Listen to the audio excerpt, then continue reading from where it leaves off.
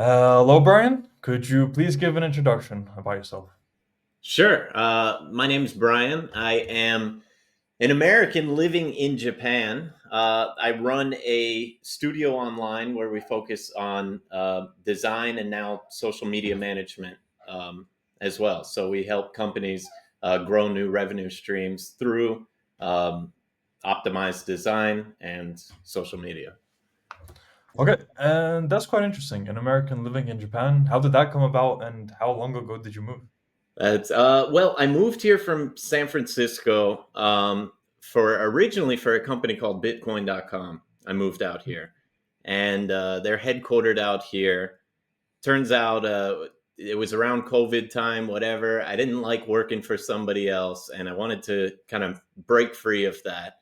Um, and I actually found the real world right around then. It's kind of crazy. I'll give you a rundown if you want, Yeah, but please do. um, it was a crazy kind of pivotal moment in my life, and it was because my best friend had died just this past year, in 2024, May of 2024.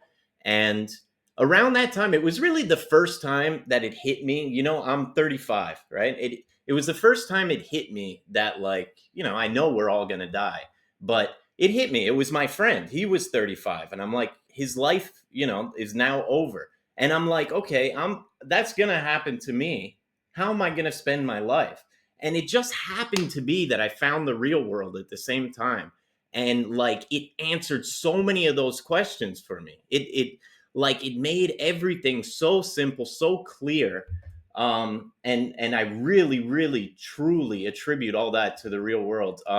And some of the most powerful stuff, I mean, the business and the skills that I've learned from there are unparalleled. Like, just so simplified that it's almost mind blowing that you're like, wow, the whole world really is overcomplicating everything, and it's completely true. But one of the most powerful things I think from the real world has been mindset, has been some of these things that really, they're the key to unlocking the success in business, because it really has to do with like discipline and being a good person and taking care of yourself, and always striving to be better and to win. And it was like so many of these things you hear your whole life that people are like, do your best, and if somebody else could do it, you could do it, and all these things, and they kind of just bounce off, right? Because you've just heard them so many times throughout the years or whatever. Um, but here they really sunk in, like, as it made so much sense, and it gave me so much clarity into like, what is my purpose, right? And it's funny because I was actually having this conversation the other day with somebody, and we were talking about it, and you can name the purpose for anything, really. Like, the mug. We all know what's a mug for, right? It's for putting stuff. But when it comes to you, what's my purpose? That's the hardest question to answer out of that. And it wasn't until I found the real world that it like filled in the blank, and it just became so clear. It really felt like there's always this analogy about the Matrix with the real world and Andrew Tate and all that, but it really feels like that. It really feels like eye opening, So anyway, I kind of went on a tangent, but yeah, 100% is incredible, and I think some of the most powerful stuff was mindset stuff. Um, I don't know. Maybe you want to edit it out or not, but No, one of no, the no, no. biggest That things was was said with so much passion. I love that. one of the biggest things was having a sense of God in my life from the real world, and that powered everything. And I've never had that. And even before, the previous me would be laughing, about that kind of stuff, because I was like too smart to believe in any of that kind of stuff. And it just opened my eyes to everything. It gave me purpose. It gave me yeah, it gave me purpose. I mean, that's the biggest kind of all encompassing way to say it is, I know what I'm supposed to do now. Yeah, Wow. and that's the most valuable, I think, thing that I've got out of this. But Mhm. regardless of, and there has been huge increase in money and all that kind of thing since I've joined as well. Um, but even still, that's the most valuable thing I've got out of this place. That's, you can't put a price on it. Mhm.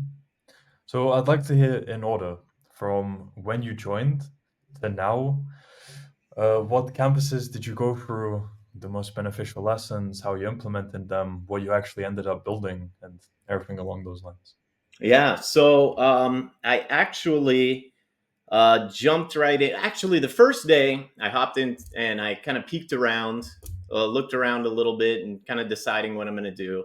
And then I found social media and client acquisition campus, and social media and client acquisition campus changed everything. I mean, that is the core. I love Professor Moneybag, Dylan Madden. He is an incredible guy, full of positivity and super encouraging, and just, yeah, great.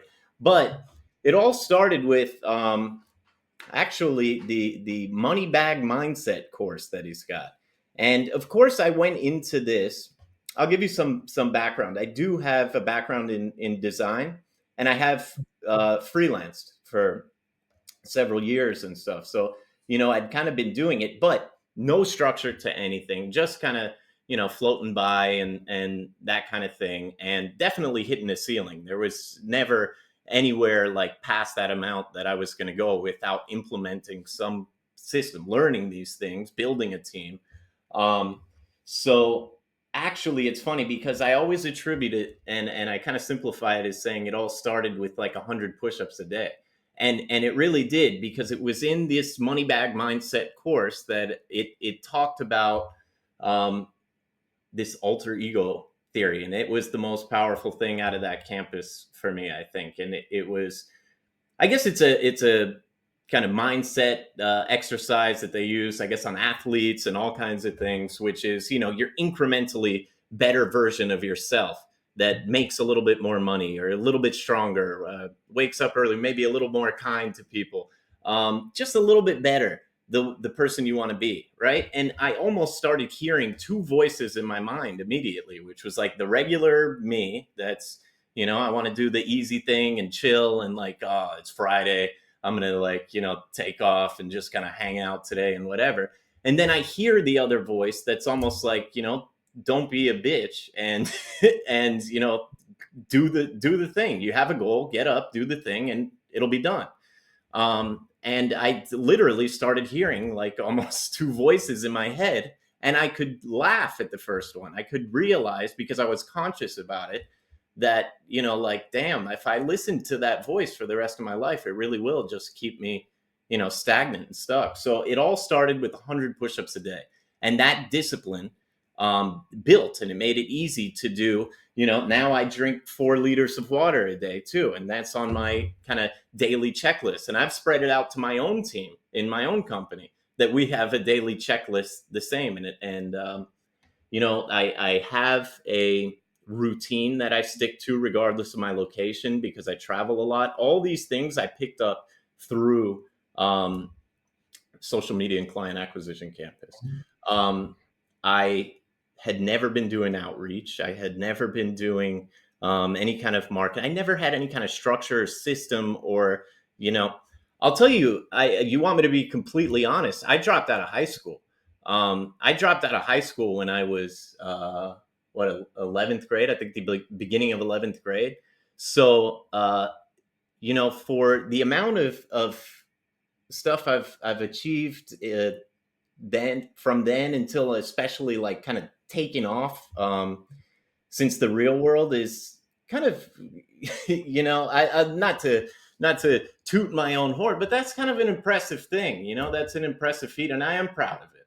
Mhm. So I do attribute a lot of it. It's the system, it's the structure, it's the mindset, it's the purpose, and that's what I attribute to SMCA. I think that has contributed to it, my success 100%.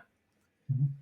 And at the start, you said you're in design and social media now, building a business after that. So, where did the idea come about for it, and how did you go about actually reaching out to clients?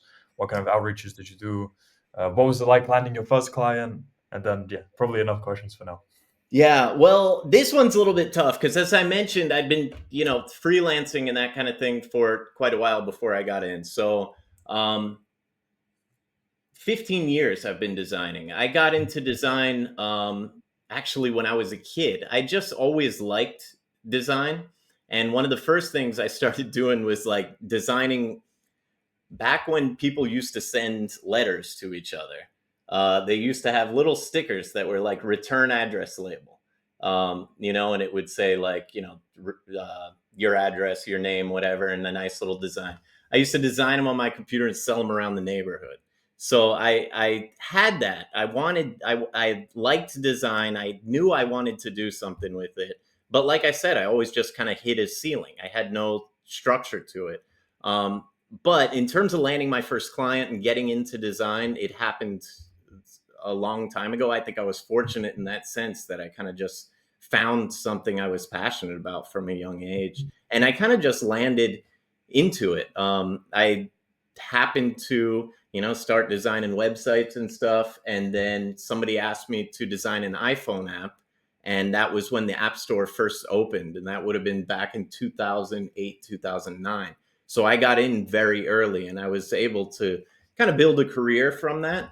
Um, and I hopped around to a few different positions at companies and things like that. And yeah, I was just stuck working for somebody always. And, it was always them living this lavish life and accomplishing these big things while, I'm just working, working, working. So I figured, we've only got so much energy as humans. It's like currency. So why am I pouring my energy into somebody else's thing? And I set out to do this. So once I got into the real world, is the actually the first time I started doing outreach, the first time I started putting together a system. So that's kind of the point in my trajectory where I entered the real world. So like my first client, for example, I yeah, it was when I was young, teenager. Fair. So I'm an old man What now. about, not yet. Not yet. After starting to do the outreach, after joining the real world, then what was that like in terms of how many more clients did you end up landing, like on average? Were Uh, the roles with them any different, or did they end up being fairly similar in terms of how you actually pitch your service? think it went from about within the first 2 or 3 months, it went from around 7 a month to 30 or so. So it really, really took off. And that was from having understanding the fundamentals of even the psychology behind outreach, right? The importance of, relationship building and these kind of things. But it's not abstract kind of business school type teachings. It's like, hey, this is what you need to do, right? And I started just implementing, just taking action, not overthinking. And that's kind of where the alter ego thing, that exercise I was talking about, comes into play too, because we naturally tend to stop and overthink and overplan and take forever to do stuff and all that. And that was a big problem of mine when I was out, before real world as well. It was just overthinking and never taking action. So I just soaked up all the course material I could and just started taking action. And it's not like I got everything immediately perfectly. But I started building, I started figuring out what was working. I started seeing a system and I started feeling like I was building piece by piece, adding on to my company. So I added, now I've got a team of four. It's not super huge, but I've got a piece that's handling outreach, right? I've got a piece that is working on our personal brand, which is my personal brand. I understand all the pieces of the business and how they kind of play into each other. Um, so yeah, I see the system now that I never saw before, I guess. Mhm.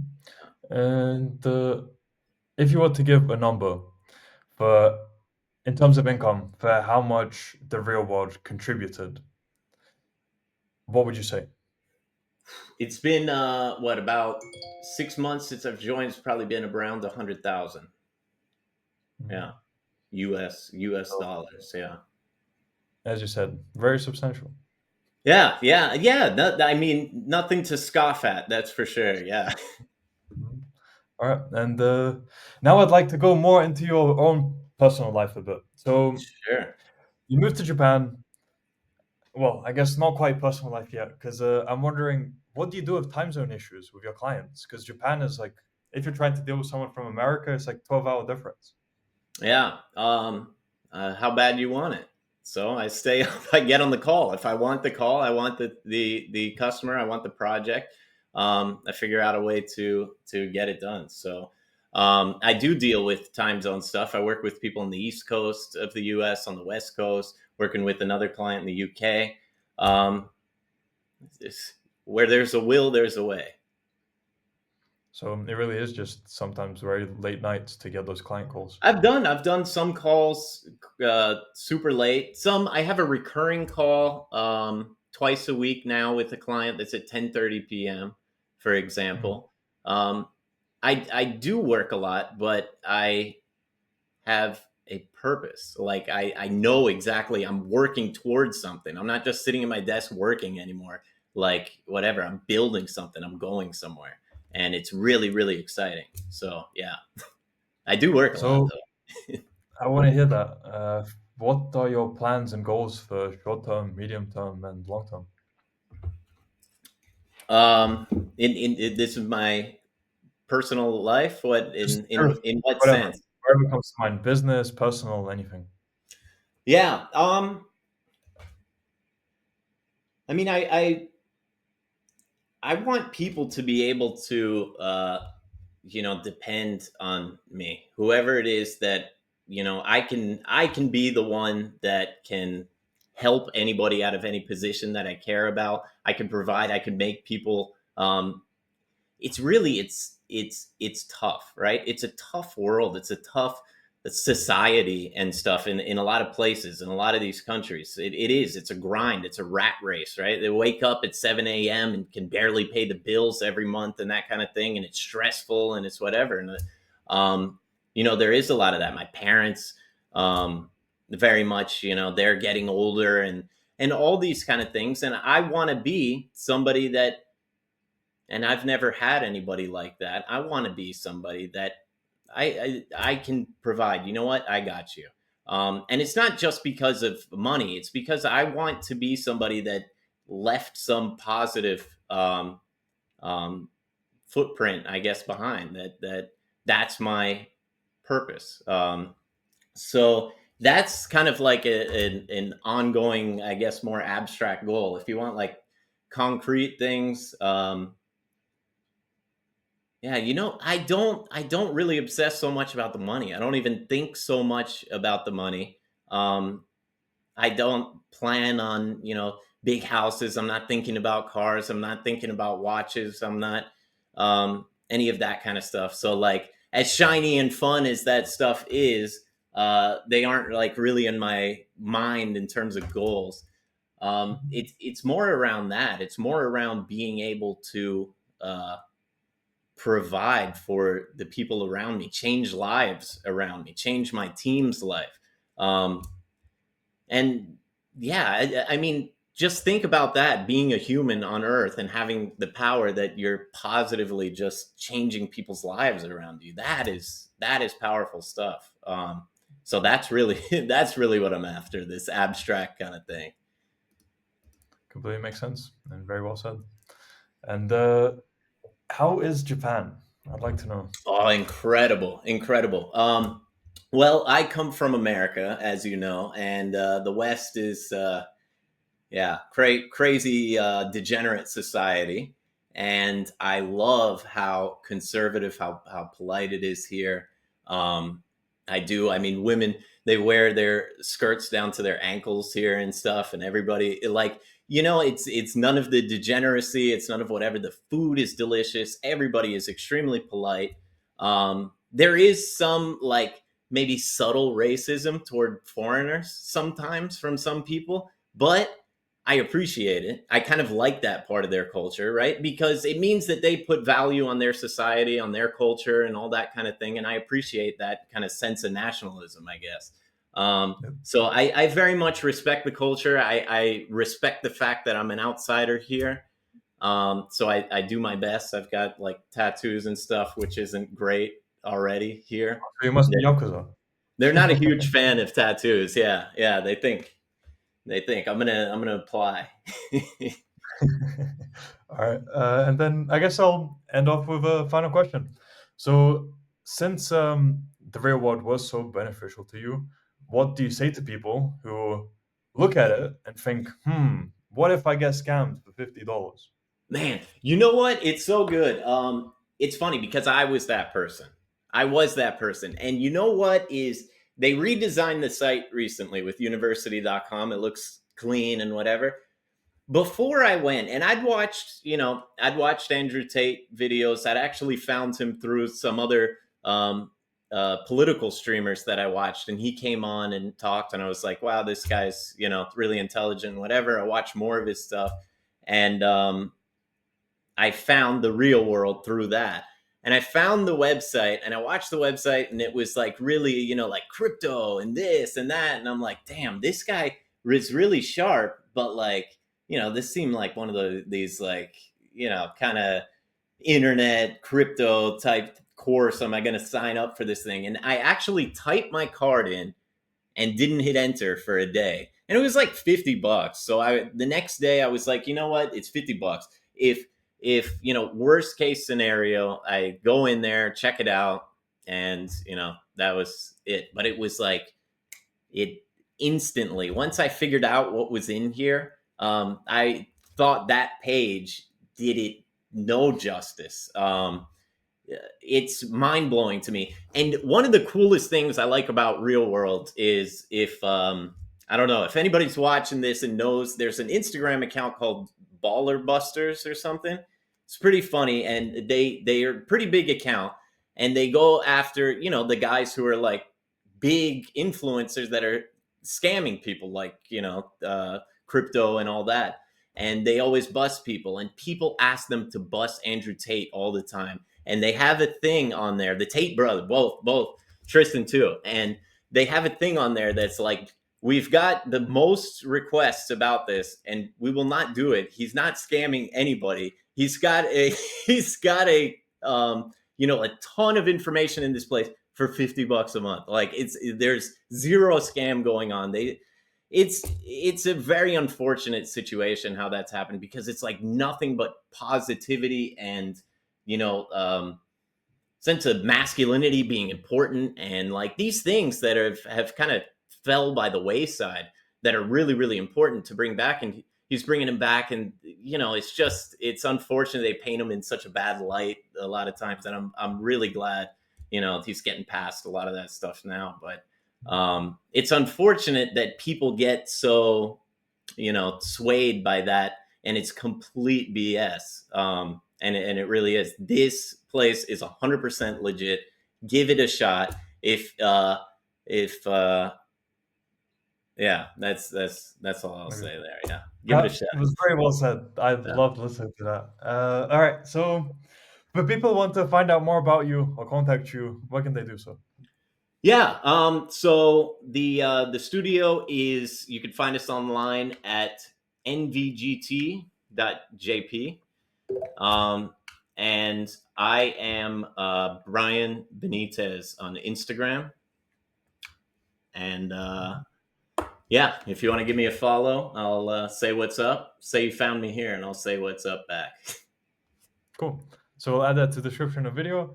Yeah, Brian, man, was great listening to you. Some really cool insights from you. Very interesting life as well that you've been living, and the things you're doing. Articulate yourself very well. So again, Oh, really enjoyed here's it. something.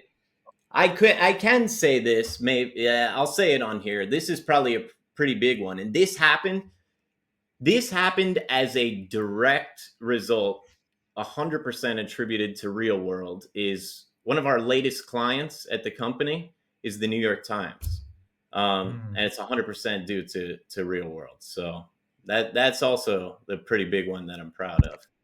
indeed, it is. Yeah. So yeah, amazing. We can do a follow up in future in however long you want. Once you've seen some more improvement, some more progress, and you'd want to update everyone, Part would love two. to have you back on and actually go more in depth into everything. Exactly, a part two. I think would be pretty Part two. cool if you'll be Cool. down. Awesome. But yeah, I Cool. wish I you all look the forward to it. best, and Awesome. Well, thanks so much. Thanks oh, yeah. for reaching out. It was fun.